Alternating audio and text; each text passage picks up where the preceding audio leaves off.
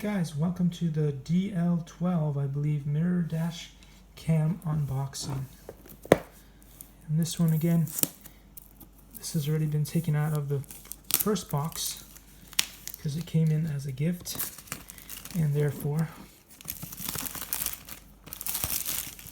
it came with other items. So the original box that shipped in from Amazon during their special deal is no longer with us. Anyway, let's see how to open this thing. Oh, I believe it's just one of those pull it up. There we go. Fantastic. So this is nicely wrapped. There's some foam, and I believe this will go directly on a mirror. It comes with a bunch of stuff in here. Oh my goodness, I'm not even sure what all this stuff is. I'll have to do a separate video just describing all of that. This probably goes into the cigarette lighter to give it power. There's some kind of tool. I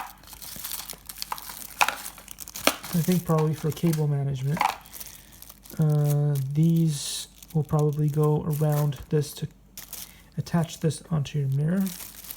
It has a nice LCD screen, and it comes with, looks like, warranty, instructions, a cable that probably is what you're going to use to connect the rear.